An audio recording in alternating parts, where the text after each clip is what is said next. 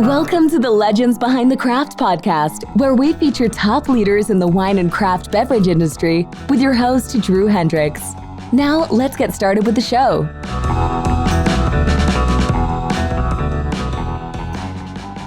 Drew Thomas Hendricks here. I'm the host of the Legends Behind the Craft podcast, where I talk with leaders in the wine and craft beverage industry.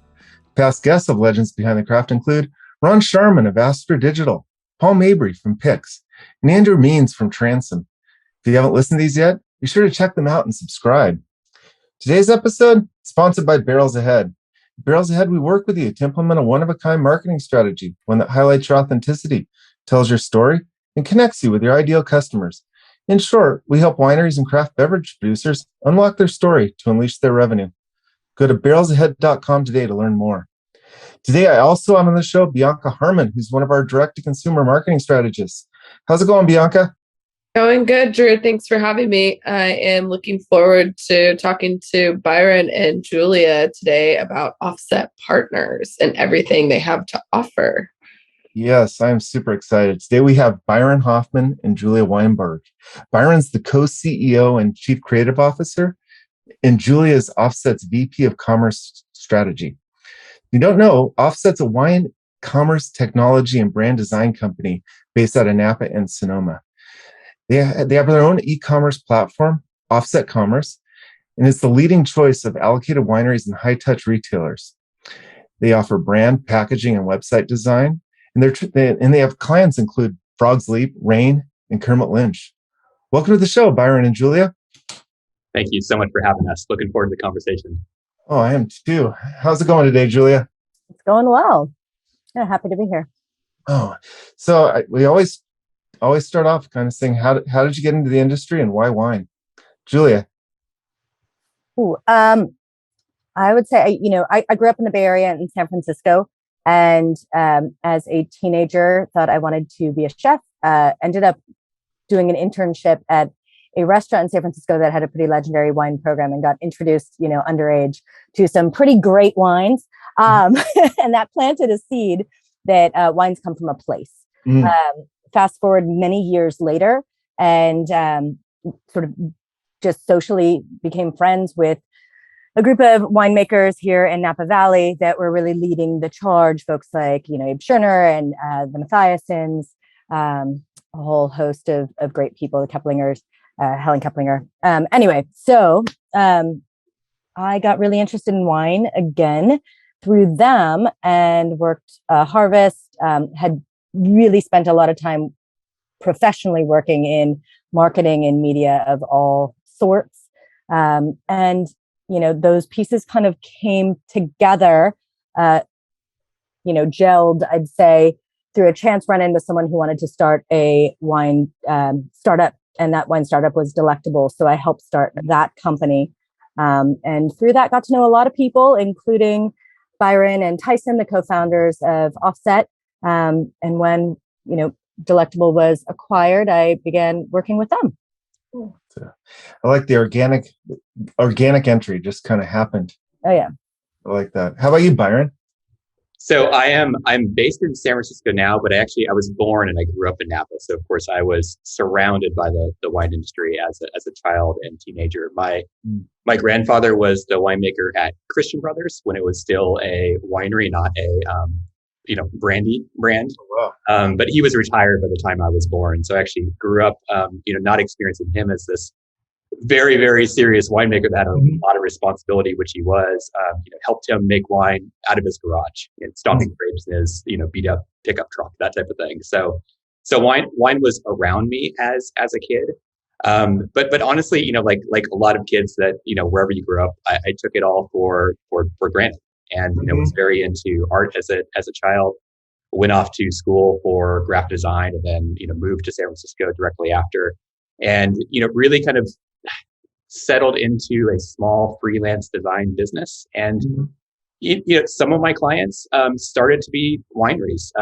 Really less having to do with connections from Napa, just being in the Bay Area and just the tie between wine and San Francisco. And immediately started to really love it. And it was a way, at least at first, for me to become kind of more familiar with the place that I grew up. So I had this real personal connection to it that has just kind of grown since that. I've always felt a responsibility to do it right, because in my hometown, like, wine is just completely linked to the community as a whole. So it's been a really rewarding space to grow into.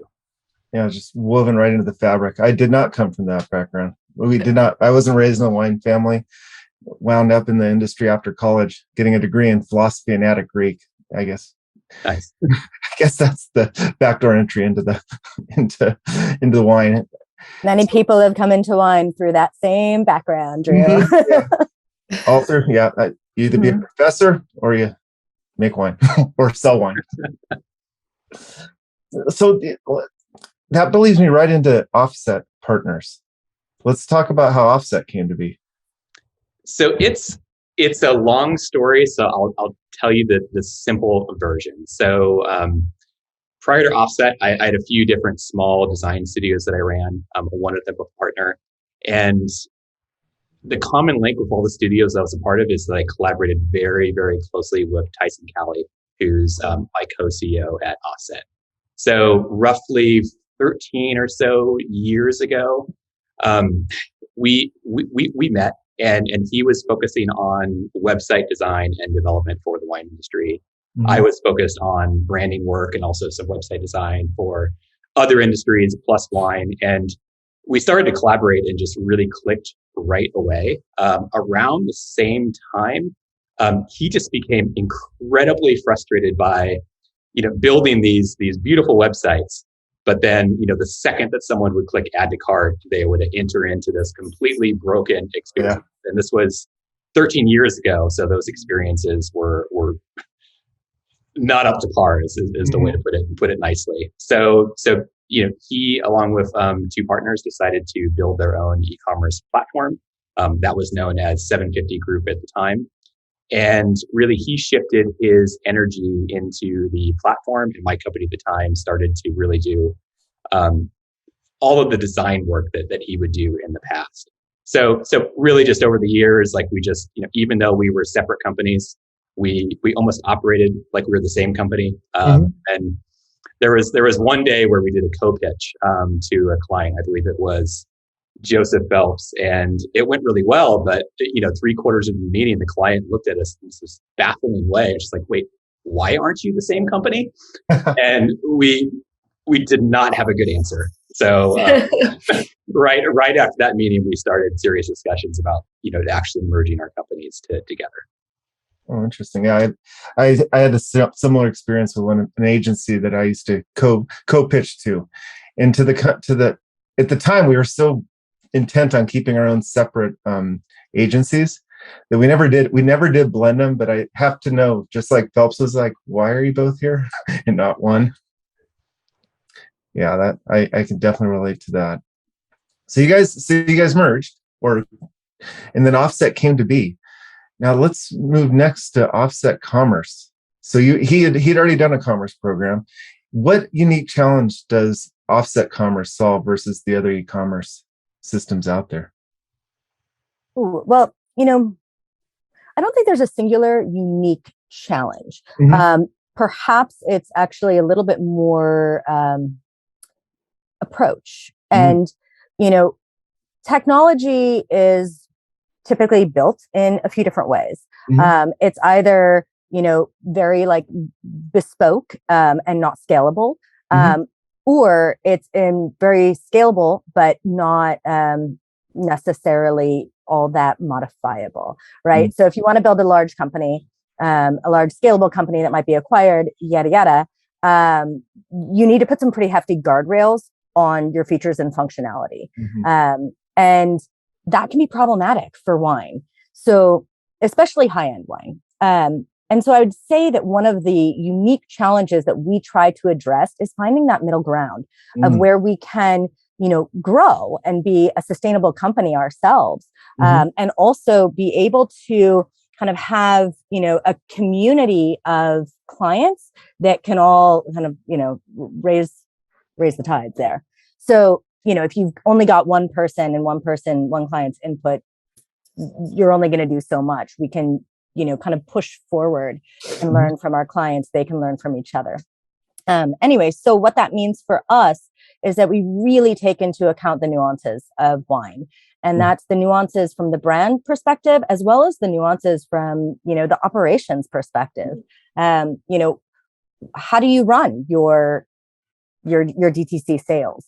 What does your communication with your clients look like? What does your bandwidth as a team look like? And we want to be able to be really sensitive to that and kind of accommodate as much as possible, or as much as makes sense. So I think that's one of our key points of difference, is that we really see ourselves as partners to our clients, as opposed to just being, software providers. So you think that's one of the big things that sets you apart from some of the other e-commerce sites, platforms out there? Yeah, I mean, it's accessible to your partners. You're more hands-on. I think that can be some of the things that kind of get lost, is they get on with these e-com sites and then they've lost their connection with them when they need something or they need help or anything. It's like, okay, thanks, sign the contract, see you later. Exactly. And, or, hey, I'm a winery, say, and hey, I really want to be able to do this particular thing that's sort of unique to us or unique to our type of winery. And it's like, sorry, you can't. And then there's just no options. We tend to take the approach instead of like, if we don't have an immediate solution for someone's problem, it's okay. Yeah. Or what are you trying to solve and how can we get there? Yeah, an example of that? I'm trying to think of a good example. An example that we do have a solve for, that some platforms don't, is being able to modify orders en masse after they've been placed. So you can make, at a certain point from a tech perspective, you have to decide when an order is unalterable, right? When is it fixed? For us, we choose the latest possible option, which is it's shipped. You can't change it then. You can do refunds if you need to, but you can't change an address after it's already out for us. And that's usually from legality standpoints, honestly, isn't it? When it comes to shipping alcohol. That you can't change it afterwards? Yeah. Well, you just can't change it if it's out of your hands. Right. Okay. Like redirecting addresses and all of that. Ooh, that sounds dicey. There are, it's pretty common with a lot of other platforms that once an order is placed, you cannot change it. You cannot change the shipping method. You cannot change the billing. You cannot change the address. That works just fine if you're essentially doing, direct to ship. But that doesn't work so great if you're doing an allocation that's maybe not going to ship out for 6 months, until, there's a shipping window. So that's an example, I think, of something that I haven't been with the company long enough to know at what point that adjustment was made, but I'm sure that wasn't in the original plans. It's a little bit of a complication, but it's relevant to enough of our accounts that it really made sense to implement it well, and to make sure that we're talking to our clients to find out on the broad scope, okay, we're going to pursue this functionality change. Let's make sure it's as comprehensive as it can be. So, hey, clients, what are all of the things that you might want to change? Do you want to change it in our system? Do you want to change it, via en masse, via, a download and a re-upload, yada, et cetera. So that's where we're really in communication with our clients, and we like being involved with them so that we can learn how to, kind of ride that fine line of bringing them the e-commerce best practices, because the industry is pretty behind when it comes to technology in general. So how can we help push the industry forward, yet also, honor their operations and not kind of screw them up in terms of the, hospitality that they provide to their clients, to their customers. Yeah. And, sorry to interrupt, Drew. Just to dig in, like a really big picture kind of response to your question is that we're always, so if you kind of go back into our history for many years, we've worked very closely with allocated wineries. Costa Brown was one of the first, and they had very complex needs in terms of what they needed their technology to kind of do for them. So, oftentimes we'll partner with clients really more at an enterprise level, and we'll tailor our software to support their operations. And then, of course, many years later, our software is a fantastic fit for many different types of allocated producers. So we're always looking to partner with really smart producers and retailers that in some ways are almost at the edges of the industry. Like maybe the details of their sales models don't kind of factor into how most wineries do things, but they run extremely successful DTC businesses. We love to learn from them. And what really part of the allocation process does your e-commerce solve? Looking to all the wineries listening to this that may be trying to solve those challenges. Well, certainly the customer facing, sorry, I don't know if my connection is bad, if I froze there for a second, but the customer experience for allocations is really important to us. So making it really clear and easy, what wines you're allocated, getting, having magic links into your allocation. So you're reducing friction there. And then as well, making it really clear between, if a winery has a minimum required purchase on an allocation, if they do wish lists, having all of that be really, really clear to the customer. I think, as Byron alluded to, our ability to customize isn't just from a features and functionality, but also to really marry the design as well. So, if someone wanted to have a more bespoke customer page, account page, that's something that's always viable for us to do because we have the design resources as well in-house. And then, so moving all the way from that customer experience to that admin experience, doing things like granting wishes can be a total pain for some wineries. It can get really, really complicated. So, we have a variety of tools that can be used to do that, whether they're individual, en masse. There's, a lot of variation in how wineries like to do those things. So it's more just kind of having those options for allocations. And then, I'd say as well, one of the core things for allocation is, outside of the customer experience or the purchasing experience is the fulfillment. Typically allocations, it's going to be a delayed shipment. Maybe it's a held shipment. So having robust tools and flexibility around that is also a really important piece of the allocation puzzle. So are you offering shipping as well, or are the customers in charge of their own shipping? They're in charge of their own shipping. We have, integrations at various at different levels with different fulfillers. Okay. But, and a lot of people also, we have an integration with Ship Compliance. So a lot of times, that's the middle between us and a fulfiller. That's very good. Very good. I want to go back to what Byron was talking about on the enterprise level and being able to customize something, and also listening to customers' feedback for building out for evolving it. How do you overcome the challenge, of all your enterprise levels, having them not become 20 bespoke e-commerce programs and having them drift so far away from the mother build? And then also, how do you manage all competing requests on the mother build? That is a very, very good question.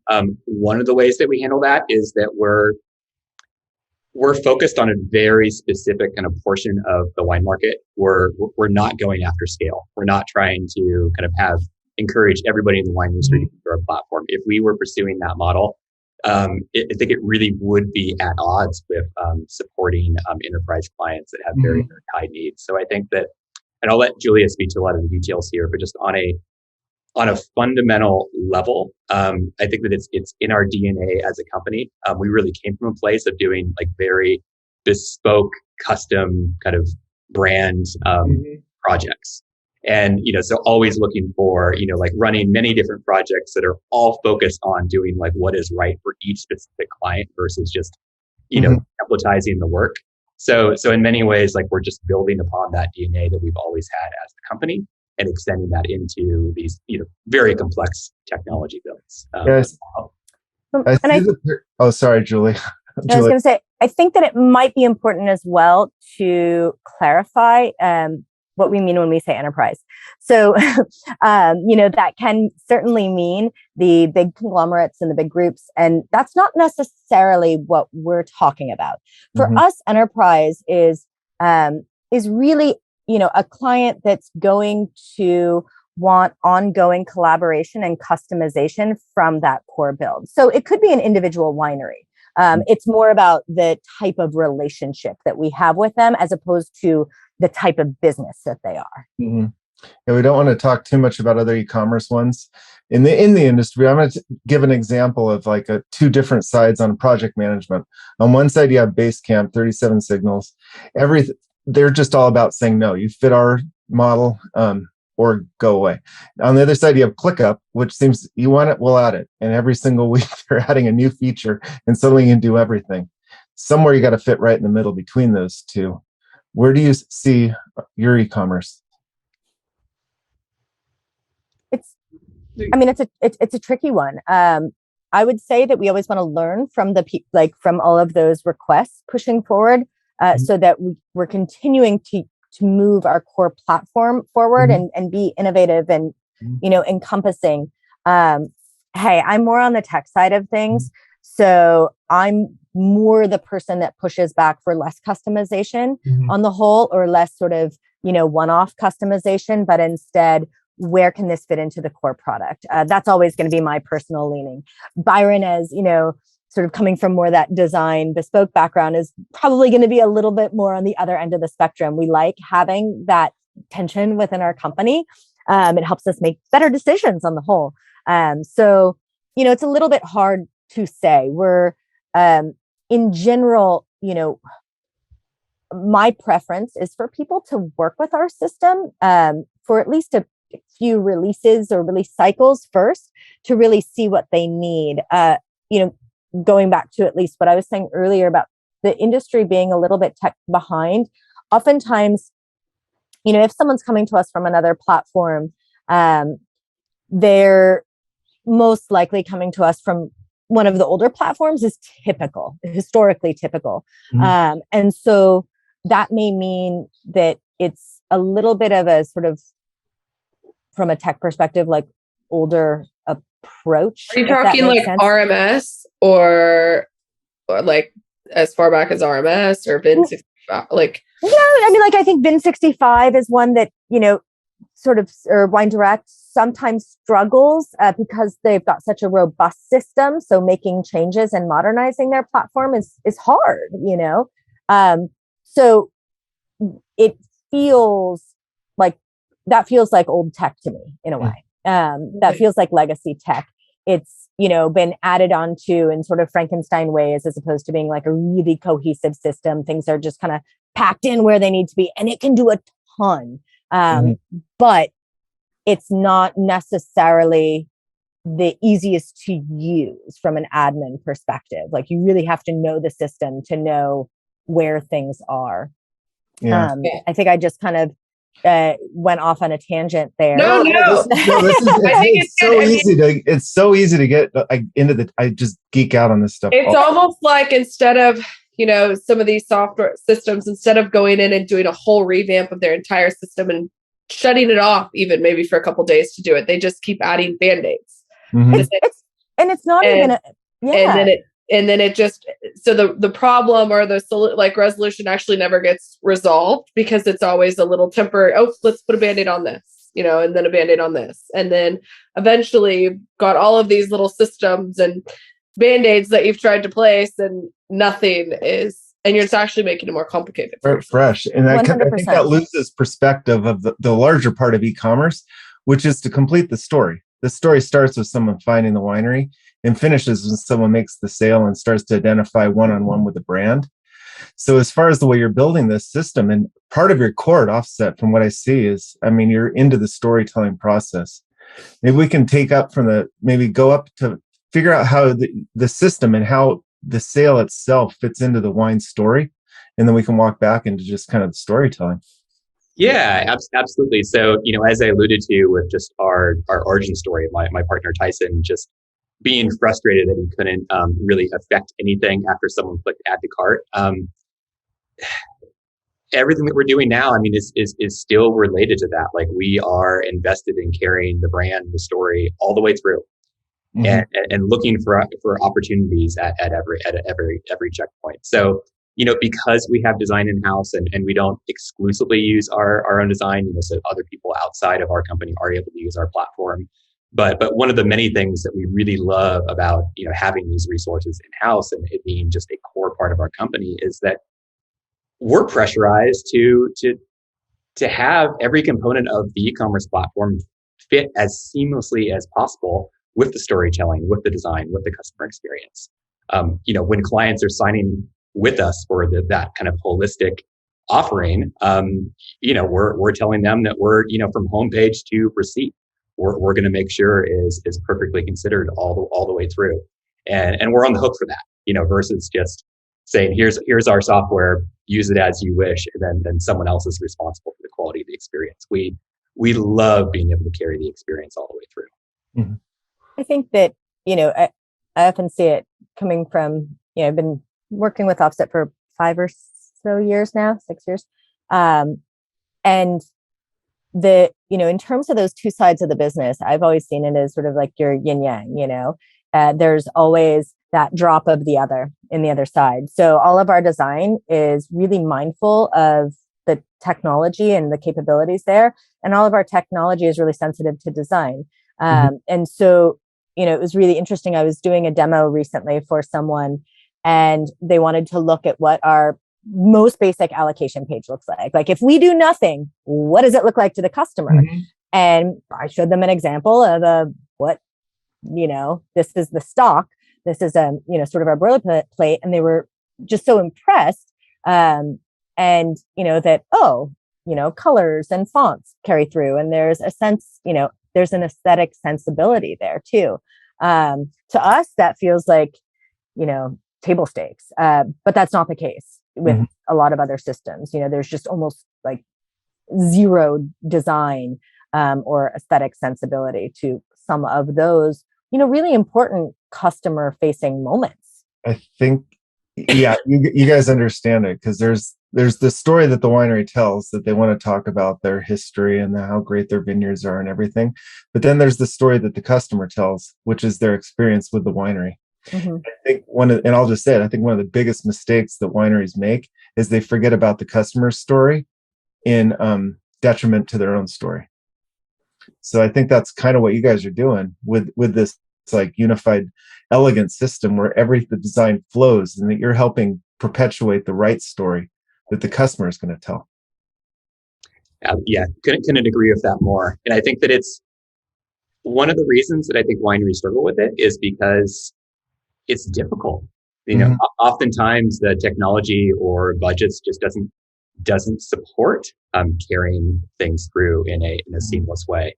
We even encounter it, so Julia mentioned design and tech are really like the two sides of our company. And, just to give you an example, like oftentimes the personality of a designer, and I'm generalizing here, versus the personality of the developer, like sometimes couldn't be more different.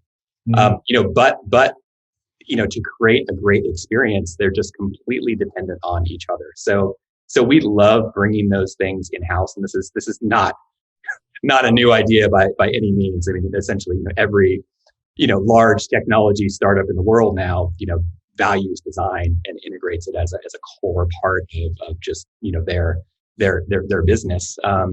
But we found that it's not something that you generally see in the wine industry. Oftentimes the design marketing is, handled by one company, and the technology is handled by another. And I think that part of the reason is that they're hard to integrate. So we embrace that tension. That's great. I was thinking, so as far as to a smaller winery, like we have a lot of our listeners are DIY wineries. There's sub 4,000 cases. They really aren't in the position to hire a full agency to get a fully branded experience. For someone trying to bootstrap their own winery, what advice could you give them? Julia, I'll pass it off to you. I mean, I think one of the core things is to like be okay with where you're at now. Meaning that if you're a small winery, and you're not producing a ton of wine, you don't have a ton of cash flow, you don't need a giant glossy website. Be where you are, and that's okay. Your customers will come along that journey with you. So just, I think to me, that's one of the biggest things that I see is, especially here in Napa, you're surrounded by so much kind of like wine glamour, and it can feel like you need to be that. And it's like, no, just be yourself. As well, I'd say don't overcomplicate your commerce strategy. So that may mean simplifying it for your own bandwidth.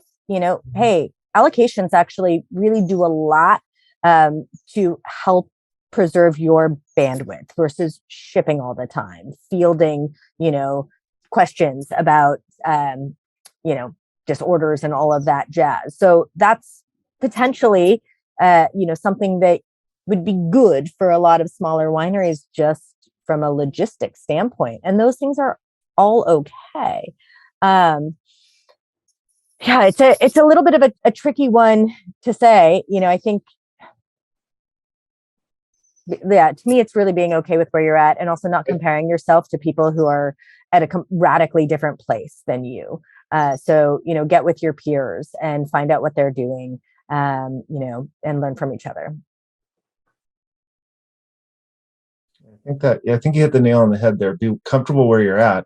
If you're like one of my favorite wineries here in San Diego East is Edwards, and they really operate off. They were one of the first in the Ramona ABA, and they operate really out of a shack, and they excel being where they're at. Right across the way is a big winery that has all the bells and whistles. But the two, in my opinion, are just lockstep as far as inventing that region. There's another piece of it too. It's embrace that what you can do differently because you're small. Small producers are able to oftentimes have very close direct relationships with their customers, which can be a very difficult thing for larger producers to do. And that's just one example. So I would say just a general guidance that we would also give is just think about what you can do at your size that larger wine businesses couldn't. Great point. Figure out, and also not feeling the need, because I see a lot of them will embrace this new system or this new platform that's way beyond where they need to be right then. It's okay to sell off your out of the shack because that's where you're at, and people expect that. Conversely, though, if you go to a huge multi-million-dollar facility and there's no infrastructure, you're going to start to wonder what's going on. And I think, at all sizes, but especially the small, so you're not in this sort of like keeping up with the Joneses situation. It's be really critical of your ROI, both from a, quantitative and a qualitative perspective. So, personally, I see wineries of all sizes doing things that they think is, or they justify it, big spend on certain things, thinking that it's really going to return.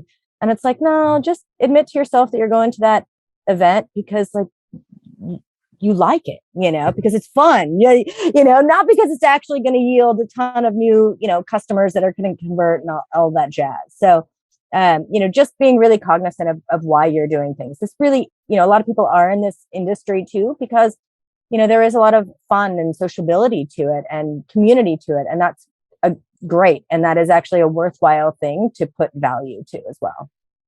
You're also one of the premier brand shops. So I want to talk about your branding and what advice would you have for, one, what's the mistake that you see a lot of wineries making with their brands? And two, what advice would you have a new winery as they're starting to first develop their brand? Good questions. To answer to what's a common mistake, and I'll speak more specifically, let's say larger wineries, change for change's sake.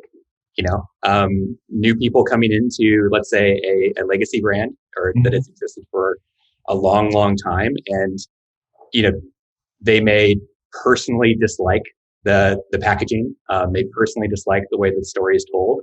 And they may not ever admit that like where they're coming from is from a personal place. And then they'll push to, change something that has a lot of equity in the market. So, luckily we don't see this happen all the time. What we're experiencing, especially in the last couple of years, is that a lot of these larger legacy wineries are very aware of their brand equity, and the concern is more of, okay, how do we, let's say that they need to add additional wines to their portfolio. There may be some components of their packaging that maybe aren't as sustainable as they would like. And so changes need to happen. Maybe there's components of their visual identity that's in their packaging that just cannot extend to digital in any way that's consistent. So there's all these real needs for them to kind of reevaluate the, let's say, like the visual elements of their brand. But they want to be very, very careful to not destroy any of their, earned brand equity in the process. And we love that type of project. Oftentimes it's about doing design in a way where people don't even notice that design was done.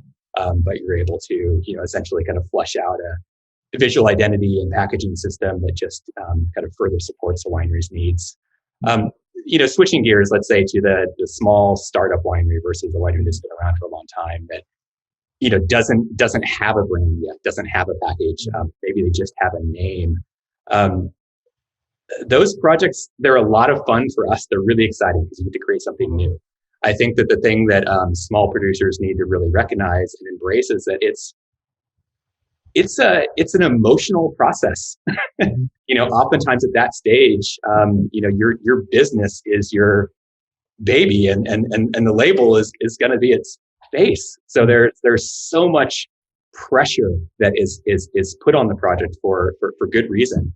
And as you go through that process, you're probably going to notice a lot of different emotions that are coming up throughout discovery, especially when you're taking a look at the work.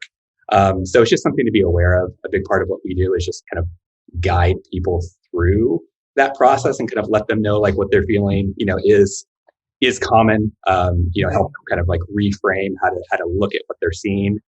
We're very, very collaborative with our clients, so we're not presenting packages in the concept stage that are close to finished by any means. It's more of, let's get this core idea in front of them, and then let's kind of co-develop it with the client from there.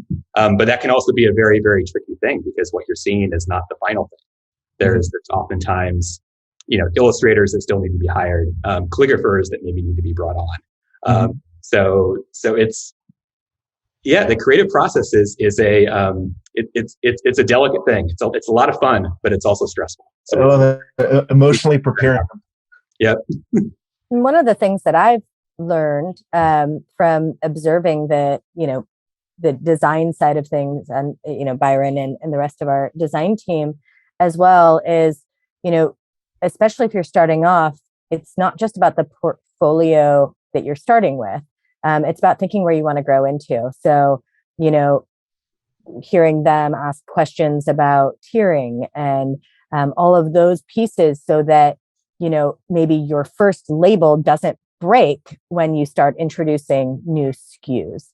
I think that was one big lesson that I learned from just, the osmosis of being around them. And, I think the other thing too, that has always been really interesting to me as sort of a marketer, but more on the tech side of things, is that when it's not just about creating the label itself, but also thinking about the label and the website and the other sort of digital experiences, it's that the entire story doesn't need to be told in any one of those places. Like all of these fit together. And Drew, that goes back to what you were saying about what's the customer's experience of the brand? What's the customer's journey and story? What are their different touch points? And us thinking about that holistically so that people can learn and discover different things along the way. And maybe there's even, some little surprises and Easter eggs and in all of these different points. Here's the right time for a cross sell. Here's the right time to, like you said, an Easter egg. There's a right time and place for that. And just one thing I want to add to with new producers, I think that oftentimes there's a pressure to feel like you need to start with a fully defined brand, a fully defined and fleshed out story. And I think it's generally good to acknowledge that at that moment in time, like you're just starting your story. So don't try not to be distracted by the need to create your story at that moment, which can lead to a lot of just in brands that aren't authentic. So just embrace where you are. Do a lot of bullshit. Yeah. Say it bluntly. It's very true. I mean, just a little bit of an aside. I think that we call ourselves a brand commerce technology and brand design company, and honest personally, I'm suspicious of a lot of branding, and I think that a lot of people in the wine industry are as well, because it's oftentimes used to help sell wine, help sell products that aren't really about the wine at the end of the day. So when we look at our branding work, it's really more about how can we help great wine get in front of the right people versus kind of creating brands that are kind of empty and are the lead and are the kind of the substance, for the wine is not the substance. What I love most about talking to you today and talking about what Offset Partners is doing is that you're providing this end-to-end curated experience, which very few companies can offer. Many try, but it's to have that actual branding in-house and then taking it through the whole sales cycle is so powerful. Thank you. It's really enjoyable when it all comes together. Yes, I'm going to resist the temptation to ask for a story when it doesn't come together, but we all have those. As we're kind of wrapping down towards the end of the episode, I always like to kind of shift and talk about anybody you want to thank, the person you respect most in the industry right now. While you're thinking about it, I am famous for clunky closes, so you can tell we're getting to that point. I'm really thinking about that one. In the wine industry. Anybody provide, it doesn't have to be, it could be anybody you get inspiration from that you just kind of... So early in my career, I had the chance to work with Frog Sleep and to collaborate closely with John Williams. And that was probably one of the first examples where, I experienced, doing storytelling, doing website design work, that's led into kind of redesign their label, a lot of other things we've done for them. But where John's kind of personal ideals and the brand ideals were not separate. They were completely intertwined. And it immediately resonated with me then. And I would say that it's become a guiding light for us in general when we're seeking out new clients, to find those businesses where there's the people at the helm are incredibly personally invested in their business and have really strong values that they see through. Very good. How about you, Julia? Well, it is a tricky question. It's, of course, when you say sort of what people you admire, I think that for many people, Jancis Robinson is always front of mind. And to me, one of the things that's most impressive is actually, not just like the tremendous work that she has done, throughout her career, but really seeing her, through the past few years, as there's been some evolution in the industry in terms of also like social responsibility and how, I love her calling out heavy bottles. She always puts that on her calling Twitter. out heavy bottles. She's so no bullshit. And she could certainly exist within a wine ivory tower if she wanted to, and she does not. She's always been extremely proactive with seeking out, interesting producers that aren't necessarily glossy at all, but very authentic. And she's, incredibly humble about wine and has done a lot to, I think, embrace new voices, bringing on, Elaine as the new sort of editor of JansonsRobinson.com, sort of her successor. It's to me, it's just been inspiring how both down to earth she is and how she really genuinely embraces that, there's always more to learn. And that, like, that's what's exciting to me about this industry is there is always more to learn in wine. You are kind of never an expert. And she is the expert who really embraces that sort of like Buddhist beginner's mind. Love it. I love it.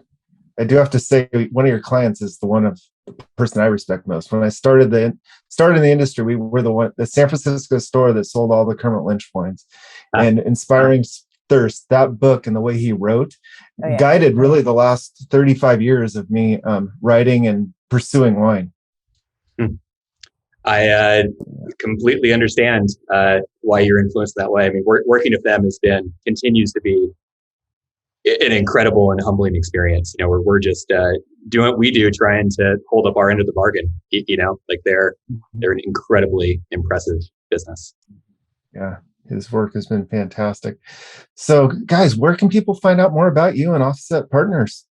So our website is a good place to go. So offsetpartners.com. And, in addition to the case studies, an overview of our commerce platform, we're also publishing articles that just gets into just a bit of our thinking on what we do, different. Yeah, you have some great strategy. content on that site. Thank you. Thanks. So you guys, thank you so much for joining us today. And if you're a highly allocated winery, you're looking for an end-to-end solution branding from concept to checkout, Offset Partners is the place. Thank you. Thank you. Thank you, Drew. Thank you, Bianca. Great to talk to you both. Thank you. Nice to meet you both.